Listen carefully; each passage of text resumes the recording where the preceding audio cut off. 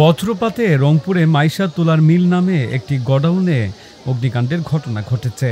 ১৩ September বিকেলে রংপুর নগরীর সাতমাথা এলাকার চায়না হলের পাশেই বজ্রপাতে এই গোডাউনে অগ্নিকাণ্ডের ঘটনা ঘটে। স্থানীয়রা বলছেন, বিদ্যুৎ না থাকার কারণে মিলটি বন্ধ ছিল। দুপুর ৩টায় হঠাৎ বজ্রপাতে শুকনো তোলায় অগ্নিকাণ্ডের ঘটনা ঘটে। এতে করে পুরো তোলার মিলটি পুড়ে যায়। এটা হচ্ছে যে বিজলি আর কি পড়ছিল, হ্যাঁ, বিজলি পড়ে আর কি আগুন লাগা। মূলত আজকে ফ্যাক্টরি বিদ্যুৎ সকালে ছিল না, এই শ্রমিকদেরকে সব বন্ধ ঘোষণা করে দিয়েছিল, ছুটি দিয়েছিল।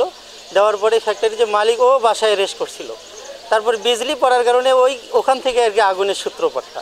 আগুন দেখলাম, মানে ওই বজ্রপাত হয়েছে আর কি, চর পড়ছিল, চতুর্বর্ষে আগুন আসে ওরা নিবাইতেছে। আর মিলটা আজকে বন্ধ, মিলটাতে অন্তপক্ষে ৩০-৩৫ জন খাটে আর কি, মহিলা পুরুষ। কারেন্ট নাই দেখাতে মিল বন্ধ রাখছিল, রাখার পরেই যে দুপুরবেলা হঠাৎ ফোন করে গেল যে তোমার মিলে আগুন লাগছে 2টার দিকেই। এটা যখন বিজলিটা চমকায় বলে বিজলি চমকে পড়ে আগুনটা লাগছে।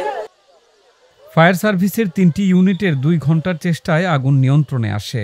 আগুনের সূত্রপাত ও ক্ষয়ক্ষতির পরিমাণ তদন্ত সাপেক্ষে জানা যাবে বলে জানান ফায়ার সার্ভিসের এই কর্মকর্তা। মোটামুটি স্বল্প সময়ের ভিতরে আমরা এখানে এসে পৌঁছে আমরা আগুনে পানি দিতে থাকি। এরপর পরবর্তীতে আগুনের ভয়াবহতা দেখে আমরা পার্শ্ববর্তী হারাগাছ ফায়ার স্টেশন থেকে একটা ইউনিট এসে আমাদের সাথে আগুনে কাজ করে। ঘন্টার দেড়েকের ভিতরে আমরা আগুনটা নিয়ন্ত্রণে নিয়ে আসছি।